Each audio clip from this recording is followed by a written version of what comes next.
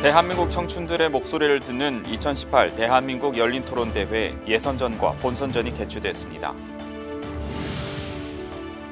대한민국을 이끌어갈 여성 정치인을 발굴하고 여성의 적극적인 정치 참여를 독려하기 위한 2018 한국여성정치시민대학이 개강식을 가졌습니다.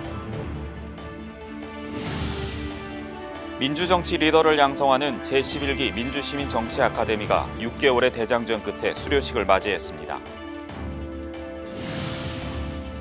중앙선관위가 제7회 전국동시지방선거 당시 선거법 위반 행위의 예방, 조사, 심의를 담당했던 광역조사팀을 대상으로 워크숍을 개최했습니다.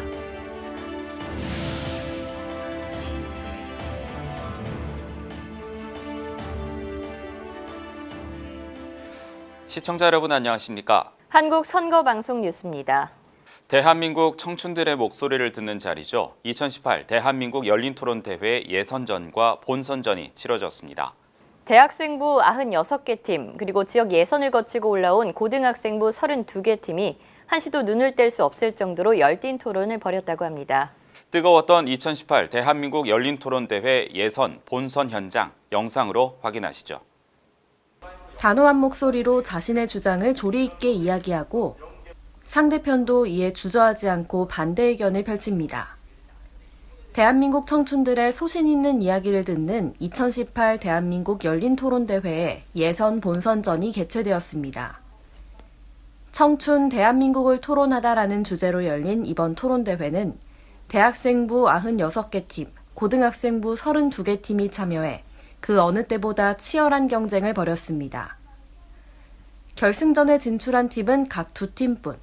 고등학생부에서는 인천외국어 고등학교 말로 합시다 팀과 거제 해성고등학교 토마토 팀이, 대학생부에서는 연세대학교 중용애미 팀과 중앙대학교 뉴페이스 팀이 결승 진출권을 획득하였습니다.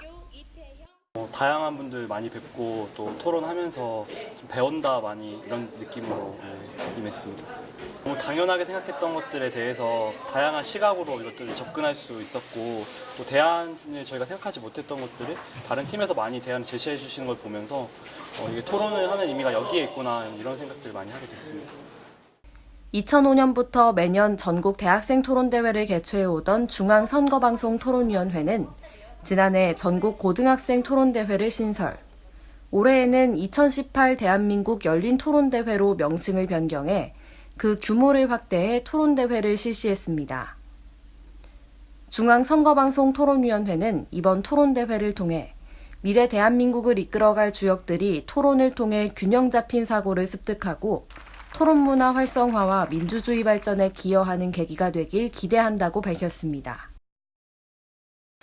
1948년 5월 10일 치러졌던 총선거는 21세 이상 모든 성인들에게 투표권이 주어진 최초의 보통선거였죠. 투쟁과 쟁취 없이 남녀 모두에게 투표권이 주어졌는데요. 하지만 당시 선거에서 선출된 국회의원 중에서 여성 의원은 단 한 명도 없었다는 사실 알고 계십니까? 대한민국을 이끌어갈 여성 정치인을 발굴하고 여성의 적극적인 정치 참여를 독려하기 위한 2018 한국 여성정치 시민대학이 개강식을 가졌습니다. 미래 여성 정치인들의 모습 영상으로 만나보시죠. 우리나라의 여성 국회의원 비율은 17%, 2000년 5.9%보다 3배 이상의 성장을 기록했지만 OECD 국가의 평균 29.3%라는 수치에 비하면 아직 여성 정치인의 비율이 현저히 부족한 실정입니다. 이에 선거연수원과 사단법인 한국여성유권자연맹 등 여성단체, 그리고 이화여자대학교와 동국대학교가 여성의 적극적인 정치 참여 증진을 위해 2018 한국여성정치시민대학의 문을 열었습니다. 그 시작으로 지난 12일 이화여자대학교 법학전문대학원에서 여성 정치인 지망자 30여 명이 참석한 가운데 한국여성정치시민대학의 개강식이 개최됐습니다. 이 자리에 참석한 중앙선거관리위원회 문상부 상임위원은 많은 사람들이 여성정치시민대학처럼 여성평등을 위한 노력에 적극적으로 참여해 줄 것을 당부했습니다. 유능한 여성 정치인들을 많이 길러내야 되겠죠. 그래서 우리도 독일이나 프랑스, 또 스웨덴 이런 데처럼 정당 스스로가 여성 정치인을 양성하는 교육 프로그램이 많이 만들어져야 돼요. 그리고 대학이나 우리 여성단체에서 여성정치, 우리 시민대학처럼 이런 것이 각 대학이 만들어지고 우리 여성단체에서 많이 여기저기에서 만들어져야 될 겁니다. 지난해에 이어 두 번째로 문을 연 2018 한국여성정치시민대학은 앞으로 13주간 민주주의와 선거, 행정과 정치, 그리고 관련 법안 등 여성 정치인으로서 성장하기 위한 정치인문 교육을 실시할 예정입니다. 지난 4월 봄과 함께 시작했던 제11기 민주시민정치 아카데미가 가을과 함께 수료식을 맞이했습니다. 대한민국의 민주정치 리더를 양성하는 사관학교라 불리는 민주시민정치 아카데미. 올해에도 32명의 민주시민 리더가 탄생했습니다. 수료식 현장 리포트로 전해드립니다. 지난 4월 11일 대한민국을 감동케 하라라는 슬로건으로 문을 열었던 제11기 민주시민정치 아카데미가 16주간의 대장정을 마쳤습니다. 설레는 표정으로 개강식에 참석했던 수강생들은 학위복을 차려입고 종로구 선거관리위원회 대강당에 모여 마지막으로 수료식을 함께했습니다. 밀리언셀러 작가이자 민주시민정치 아카데미 수장인 김홍신 원장은 수강생들에게 민주시민정치 아카데미가 지니고 있는 가치와 그 가치로 만드는 역사의 중요성에 대해 이야기하며 감사의 뜻을 전했습니다. 그러니까 민주시민정치 아카데미는 제 인생에서 후반기에 저에게 가장 중요한 가치를 안겨주었던 아주 소중한 제 역사고 제가 이걸 대한민국 역사로 반드시 만들 것입니다. 그러면은 이 자리에 계신 분들 모두 다 이 땅의 역사가 될 것입니다. 또한 이날 수료식에는 선거연수원 이용섭 원장이 자리를 함께해 32명의 민주정치 리더의 탄생을 축하했으며 수료생 스스로 국가의 자랑임을 잊지 말라며 당부의 말을 건넸습니다. 2시간가량 진행된 제11기 민주시민정치 아카데미 수료식은 특별 공연과 수료증, 공로상, 개근상 수여, 기념 촬영 순으로 진행되었으며 수강생 40여 명 중 32명이 교육을 이수해 학사모를 쓸 수 있었습니다. 2013년 3월 첫 문을 연 민주시민정치 아카데미는 선거, 정치, 사회, 인문, 문화 등 폭넓은 커리큘럼으로 운영되고 있으며 지금까지 380여 명의 사회 각계각층을 대표하는 민주정치 지도자를 배출하는 등 민주주의 향상에 기여하고 있습니다. 제7회 전국 동시지방선거 당시 선거법 위반 행위의 예방, 조사, 심의를 담당했던 광역조사팀이 한자리에 모였습니다. 이번 워크숍은 6.13 지방선거를 평가하고 이를 토대로 내년에 있을 동시조합장 선거를 준비하는 자리였습니다.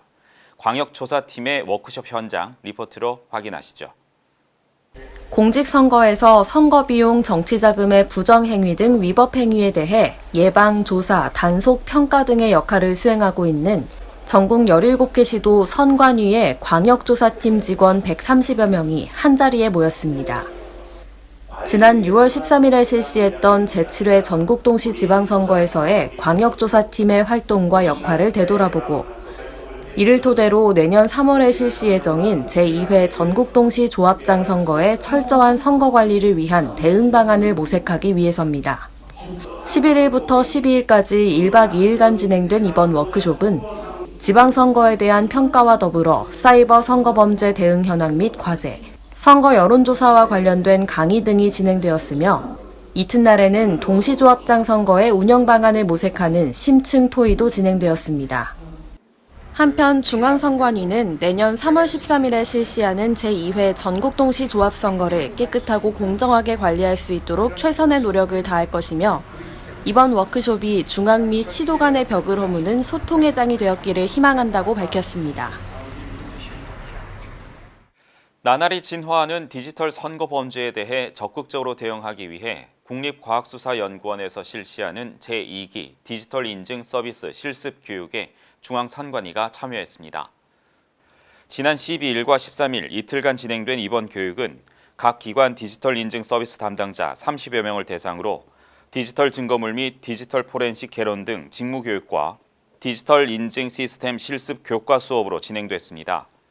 중앙선관위는 CCTV, 차량용 블랙박스, 휴대폰, 컴퓨터 등을 기반으로 하는 디지털 증거물의 개념을 이해하고 디지털 인증 서비스 분야 전반에 대한 실무, 현장 중심의 교육을 통해 관련 직무 공무원의 역량을 강화하기 위해 국립과학수사연구원의 교육 프로그램에 참여했다며 국립과학수사연구원과 업무 협력을 통해 디지털 선거 범죄에 즉각적으로 대응할 수 있도록 노력할 계획이라고 전했습니다. 한편 중앙선관위는 지난 3월 9일 과학적 조사 기법의 활성화를 위해 국립과학수사연구원과 MOU를 체결하고 디지털 증거물 인증 서비스 등을 활용해 가짜뉴스의 증거 확보는 물론 허위 비방과 허위 사실 공표 등에 적극적으로 대응하며 단속 활동을 전개하고 있습니다. 9월 10일부터 14일이 지진 안전주간으로 지정됨에 따라 중앙선관위가 전 직원을 대상으로 지진 대피 훈련을 실시했습니다. 제408차 민방위 훈련과 연계해 지난 10일 실시된 지진 대피 훈련은 지진 발생 시 대피 방법과 행동 요령 등에 대한 교육이 모의 훈련을 통해 진행됐습니다.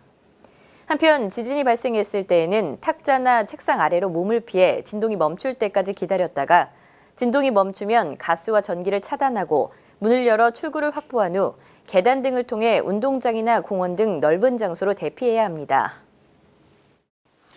2020년 실시될 제21대 국회의원 선거를 앞두고 재외공관 및 중앙선관위에서 보유하고 있는 선거 장비에 대한 확인, 점검이 실시됐습니다. 이번 장비 점검은 명부 단말기와 투표용지 발급기 등 재외투표 장비 전반에 대해 재외공관과 중앙선관위에서 점검 리스트에 따라 자체적으로 실시됐으며 재외 선거 장비 이상 발생 시에는 국내 회수 후 정비 등의 조치를 취하도록 했습니다. 중앙선관위는 재외공관에 배치돼 있는 선거 장비의 일괄 점검을 통해 공직선거 시 재외국민의 투표권을 보장하고 공관 직원의 선거관리 역량 강화로 효율적이고 원활한 업무 진행을 추진할 계획이라고 밝혔습니다. 이어서 간추린 뉴스를 전해드립니다.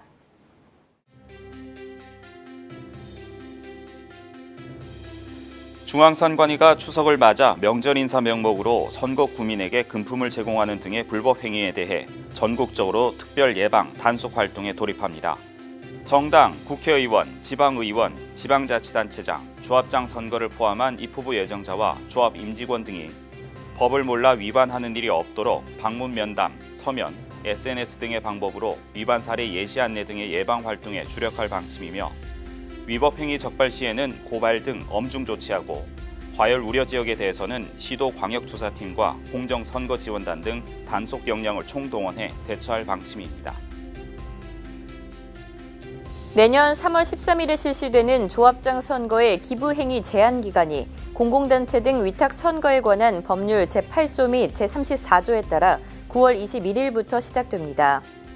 이에 선관위는 각 조합 중앙회 및 전국 1,400여 개 지역조합에 기부행위 관련 규정을 안내하고 공정하고 깨끗한 선거를 치를 수 있도록 협조를 요청했다고 밝혔습니다.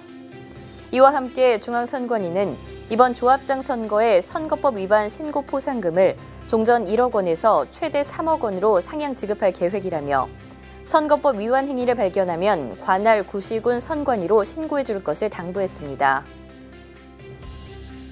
중앙선관위가 어르신, 장애인 참정권 확대를 위해 장애인 단체 의견 수렴 활동을 전개합니다. 중앙선관위는 한국시각장애인연합회 등 10개 단체의 실무자 면담을 실시하고 제7회 지방선거 당시 제공되었던 어르신, 장애인 투표 편의 서비스에 관한 의견을 수렴할 계획입니다. 중앙선관위는 지방선거를 앞두고 있던 지난 4월 공직선거법 개정을 통해 장애인을 비롯한 임산부, 고령자 등의 참정권 보장을 위해 필요사항을 중앙선관위 규칙으로 규정하도록 해 실질적 참정권 보장 방안을 마련한 바 있으며 장애인 단체와의 간담회 개최 등으로 현실적인 참정권 확대 방안을 마련하기 위해 노력하고 있습니다. 중앙선거관리위원회의 적극적인 온라인 투표 지원이 이어지고 있습니다. 예천군 공무원 직장협의회 노동조합 전환투표회 44건의 온라인 투표 지원이 진행됐으며 이에 따른 선거인은 총 22,228명입니다. 세계에서 네 번째로 큰 섬나라, 바로 마다가스카르인데요. 바오밥 나무와 독특한 모습의 바위산, 그랑칭기 등 상상 속 자연 환경을 가지고 있어 애니메이션의 배경이 되기도 하죠. 하지만 대통령 선거 때마다 국가 전복 사태를 겪는 등 마다가스카르는 아름다운 자연 환경과는 정반대의 선거 모습을 가지고 있는데요. 마다가스카르가 또 한 번의 대선을 앞두고 있습니다. 한보선 아나운서입니다.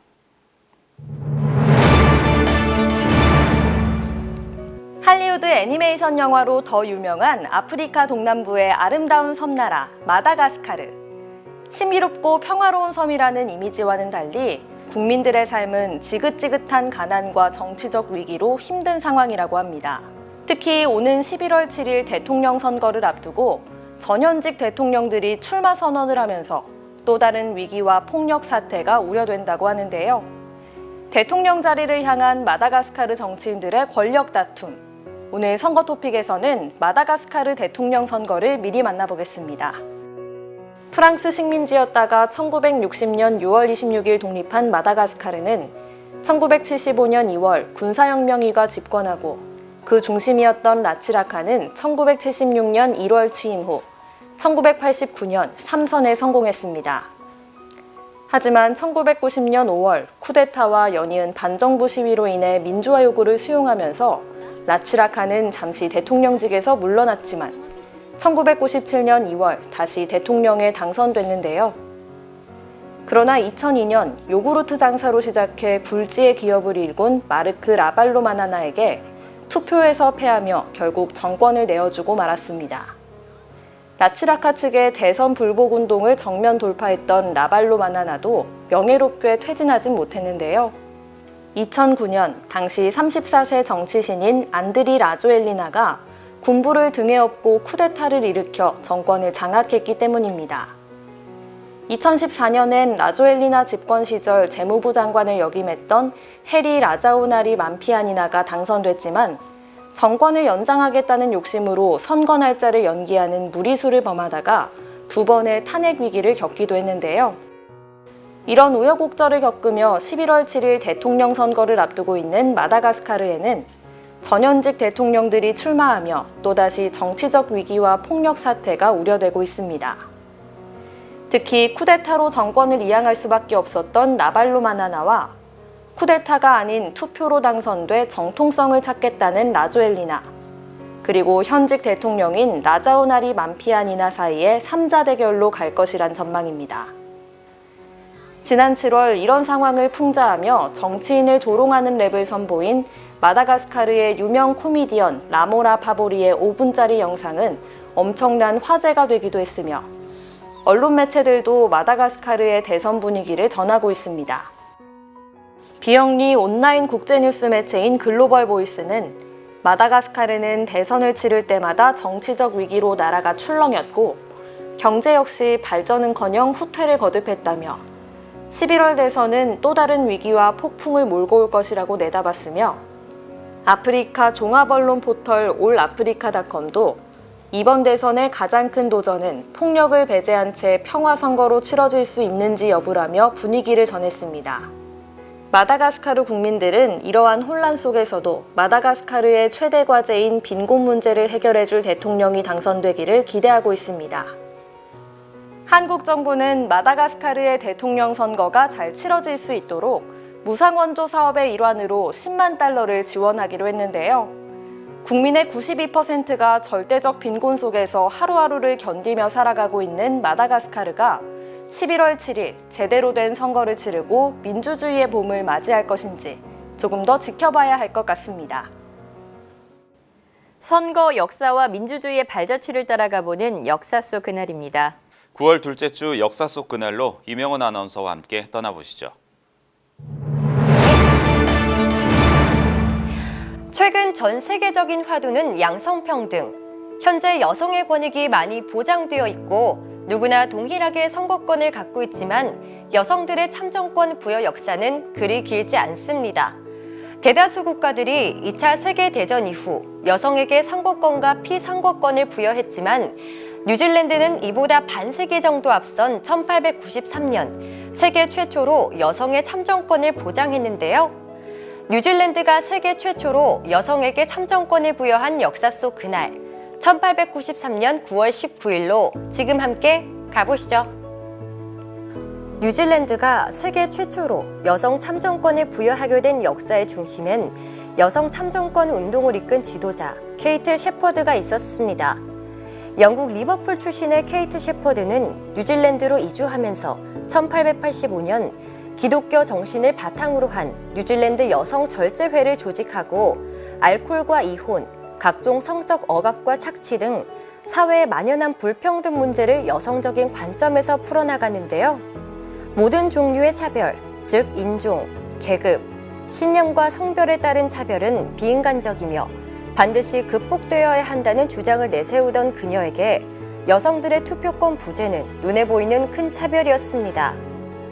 1888년 그는 뉴질랜드 여성들이 투표해야 할 이유라는 팸플릿을 통해 그 필요성을 논증했고 여성 투표권 도입을 의회에 정식으로 요구했으나 거절당했습니다.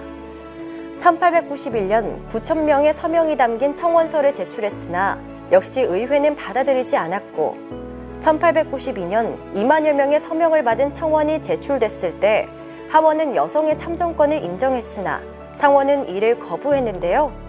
하지만 그녀는 여기서 포기하지 않고 1893년 뉴질랜드 거주 유럽인 성인 여성 인구의 4분의 1에 가까운 3만 2천여 명의 서명이 담긴 청원을 제출했습니다. 당시 뉴질랜드는 물론 전 세계에서 가장 많은 인원이 참여한 여성의 참정권 탄원서는 여성이 법적으로나 사회적으로나 남성과 동등한 권리를 가졌고 투표권은 남성만의 권리가 아닌 인간의 권리라는 점을 강조하고 있으며 1997년 유네스코 세계기록유산으로 등재됐고 현재 수도 웰링턴에 뉴질랜드 고문서 보관소의 원본이 보관돼 있습니다. 여성에게 투표권을 허용하는 법안이 9월 8일 의회에서 찬성 20, 반대 18로 가까스로 통과됐고 마침내 9월 19일 총리가 법안에 서명하면서 뉴질랜드 여성들의 참정권이 법적으로 허용됐습니다. 케이트 shepherd는 이 법안을 통과시켰다고 해서 신사분들에게 고마워할 필요는 전혀 없어요. 여성도 세금을 부과받고 징역을 살아야 할 사람이라는 걸 인정받은 것뿐이니까 라며 기쁨에 적기보다는 냉정한 코멘트로 이 승리에 화답했습니다. 여성 투표권을 적용한 최초의 선거는 1893년 11월 28일에 실시됐는데요. 뉴질랜드 여성들은 기표소에 혼자 들어가야 한다는 사실에 놀라 여성은 우편을 통해 투표해야 한다고 주장하는 등 해프닝도 있었지만 질서 정연하게 잘 치러졌다고 합니다. 이후 케이트 shepherd는 영국과 미국의 참정권 운동가들과 교류하며 그들을 도왔고 거동이 불편할 정도로 쇠약해진 뒤에도 계속 글을 써 여성의 권리 확장에 헌신했다고 하는데요. 그녀는 뉴질랜드의 $10 지폐에 그려져 여성 참정권의 의미를 되새기고 있습니다. 세계 최초로 여성에게 참정권을 부여한 뉴질랜드의 역사를 통해 여성 참정권의 의미를 다시 한번 생각해봐야 할 것입니다. 민주주의는 인권, 자유, 평등, 정의 등 인류 보편의 가치를 지향하는 정치 이념이자 대화와 타협, 다수결 원칙 등을 의사결정의 기본 절차와 방식으로 채택하고 있는 정치 제도를 말하죠. 우리나라를 포함해 세계 여러 나라가 추구하고 있는 가장 보편적인 제도인데요.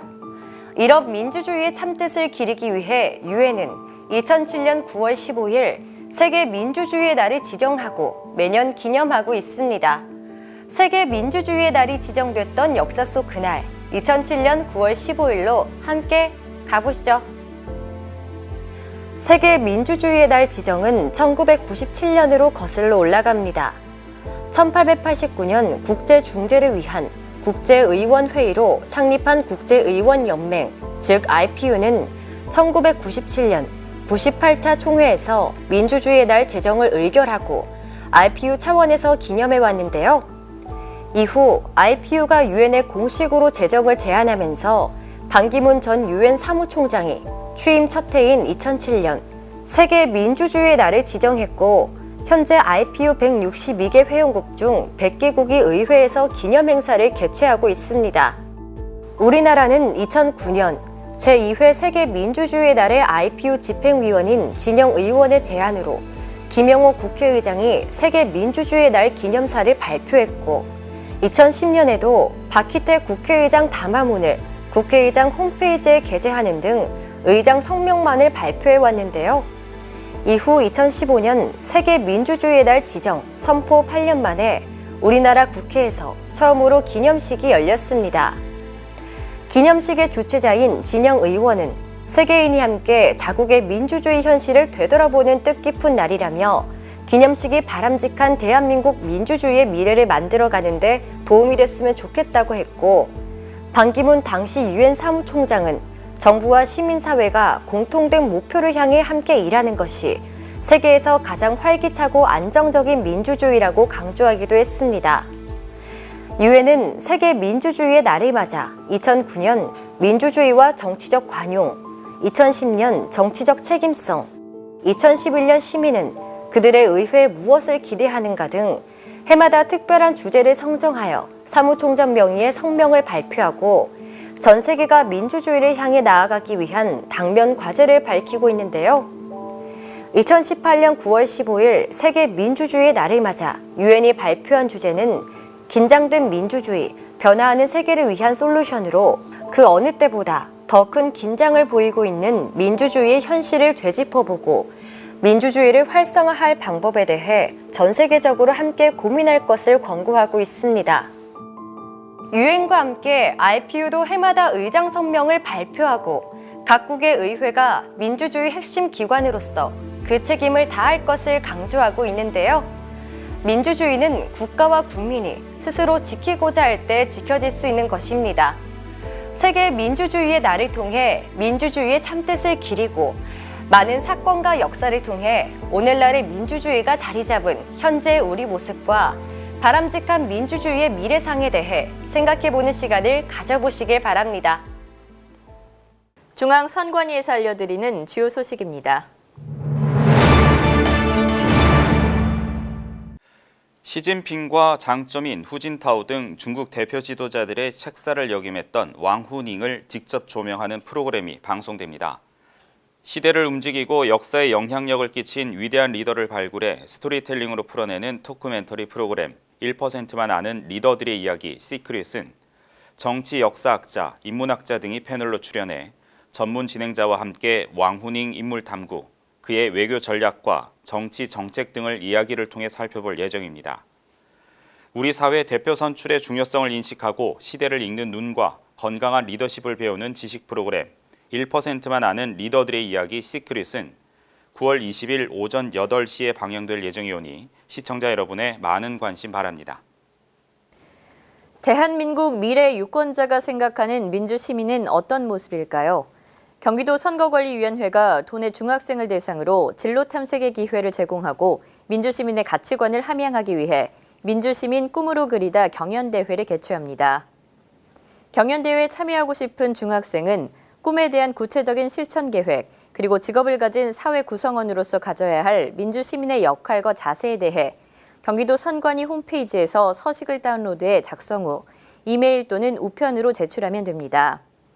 접수 기간은 10월 5일까지며 대상에게는 경기도 선거관리위원회 위원장상과 상금 30만 원이, 최우수상에게는 경기도 교육감상과 상금 20만 원이 주어질 예정입니다. 내일을 꿈꾸는 경기도 내 청소년들의 많은 참여 바랍니다. 2016년 9월 12일 경주와 그 주변 지역에서는 진도 5.0이 넘는 강진이 발생했었죠. 재물 피해는 물론 인명피해까지 발생하면서 우리나라도 더 이상 지진 안전지대가 아니라는 사실을 뼈아프게 배웠는데요. 앞서 중앙선관위의 지진 대피훈련 소식 전해드린 것처럼 행정안전부에서는 9월 10일부터 14일까지를 지진 안전주간으로 지정하고 국민들의 안전의식을 높이기 위한 각종 캠페인 활동과 대피훈련을 실시했습니다. 재난은 언제나 예고 없이 찾아옵니다. 재난 발생 행동요령 숙지 등 평상시 철저한 준비만이 유일한 대비책이라는 사실 꼭 기억하시길 바랍니다. 한국 선거방송 뉴스 여기까지입니다. 시청해주신 여러분 고맙습니다.